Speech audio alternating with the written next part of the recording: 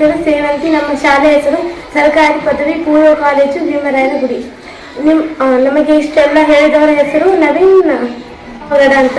ನಾನು ಇಷ್ಟು ದಿನದಿಂದ ನಮ್ಮ ಮಮ್ಮಿ ಏನೇನು ಮಾಡ್ತಾರೆ ಅಂತ ನಾನು ಕಣ್ಣಲ್ಲಿ ನೋಡಿದು ಅವ್ರಿಗೆ ಕಣ್ಣು ಮುಂದೆ ಅವ್ರು ಏನು ಮಾಡ್ತಾರೆ ಅಂದರೆ ಅವ್ರಿಗೆ ಜಾಸ್ತಿ ಎದುರು ಮಾಡೋದು ಅಂತ ಮಾಡಕ್ಕಂತಿದ್ದೆ. ಆದರೆ ಇವತ್ತು ಈ ಸರ್ ಬಂದು ನನಗೆ ಇದೆಲ್ಲ ನಾನು ಗುರಿ ಮುಟ್ಟಿಸಿದ್ರು. ಆದರೆ ನನ್ನ ಮನಸ್ಸಿಗೆ ಭಾಳ ನೋವಾಯಿತು. ಎಲ್ಲ ಅನಿಸ್ತದೆ ನಾನು ನಮ್ಮ ಪಪ್ಪ ಅಮ್ಮ ಏನು ಮಾಡ್ತಾರಂತ. ಆದರೆ ಭಾಳ ಅನುಭವ ಅಂತ ಆದರೆ ಇಷ್ಟು ಚೆನ್ನಾಗಿ ಹೇಳಿದ್ದೀನಿ.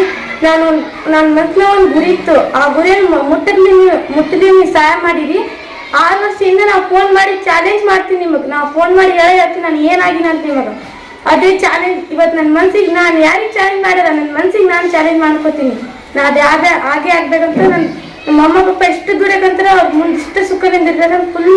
ಫುಲ್ಲು ಎಲ್ಲ ನನಗೆ ಎಷ್ಟು ಸಾಧ್ಯತೆ ಅಷ್ಟು ನಾನು ಮಾಡ್ತೀನಿ ಅಂತ ಇವತ್ತು ನಿಮಗೆ ಚಾಲೆಂಜ್ ಮಾಡ್ತಿಲ್ಲ, ನಾನೇ ಚಾಲೆಂಜ್ ಮಾಡ್ಕೋತೀನಿ ಅಂತ ನಾನು ಇವತ್ತು ನಿಮಗೆ ಥ್ಯಾಂಕ್ ಯು ಸೋ ಮಚ್. ನೀವತ್ತು ನಾವು ಬಂದು ನಾವು ದಾರಿ ತಪ್ಪು ನನ್ನ ದಾರಿ ಇದು ಅಲ್ಲ ನಿಮ್ಮ ದಾರಿ ಅಂತ ತೋರಿಸಿ ಥ್ಯಾಂಕ್ ಯು ಸೋ ಮಚ್. ನಿಮಗೆಂತ ತಂದೆ ತಾಯಿಗಳು ಈ ಜಗತ್ತಿನ ಮೊದಲ ಶಕ್ತಿ, ಮೊದಲ ಪವರ್, ಮೊದಲ ಎನರ್ಜಿ. ಅಂತಹ ತಂದೆ ತಾಯಿಗಳ ಆಂತನಾದ ಗೋಳಿನ ಕಥೆಗಳ ಬಗ್ಗೆ ನೀವು ಅರ್ಥ ಮಾಡ್ಕೊಳ್ಬೇಕಾಗಿದೆ. ಅಂತಹ ತಂದೆ ತಾಯಿಗಳ ಗೋಳಿನ ವ್ಯಥೆಗಳ ಬಗ್ಗೆ ನೀವು ಅರ್ಥ ಮಾಡ್ಕೊಳ್ಬೇಕಾಗಿದೆ ಅಂತ ನಾನು ಹೆಸರು ಭಾಗ್ಯಶ್ರೀ. ನಾನು ಸರ್ಕಾರಿ ಹಿರಿಯ ಪದವಿ ಪೂರ್ವ ಕಾಲೇಜು ಭೀಮರಾಯನಗುಡಿಯಲ್ಲಿ ಓದ್ತಿದ್ದೇನೆ. ನಾವೆಲ್ಲರೂ ಸರ್ ಅವರು ಹೇಳಿದ ಮಾತು ಒಂದೊಂದು ಮಾತು ನನ್ನ ಮನಸ್ಸಿಗೆ ಅರ್ಥ ಆಯಿತು. ನಮ್ಮಪ್ಪ ರೈತ, ನಮ್ಮಮ್ಮ ಹಚ್ಚಿ ಮೇಲಲ್ಲಿ ಅಡುಗೆ ಮಾಡಕ್ಕೆ ಹೋಗ್ತಾರೆ.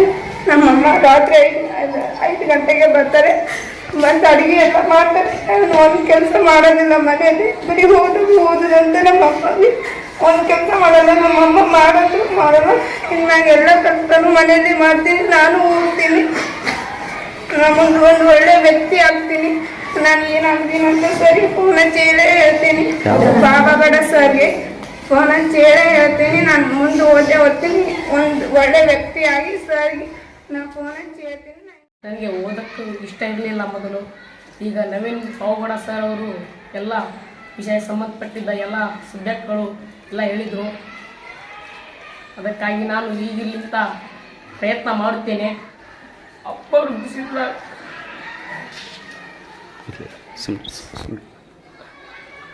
ಬಿಸಿಲ್ದಾಗ ಆಟೋ ಡ್ರೈವರ್ ಇದೆ ಅಂದರೆ ಕೆಲಸ ಮಾಡ್ತಾರೆ.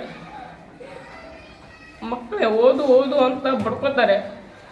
ನಾವು ನೋಡಿದರೆ ಫೋನ್ ನೋಡ್ಕೊತ ಇರ್ತೀವಿ.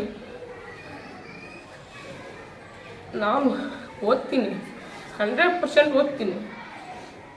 ಪಕ್ಕ ನವೀನ್ ಗಡ್ಸ್ ಪವರ್ ಸರಿಗೆ ಫೋನ್ ಹಚ್ಚಾಕ್ತೀನಿ. ನಾನು 100% ಓದ್ತೀನಿ. ಧನ್ಯವಾದಗಳು.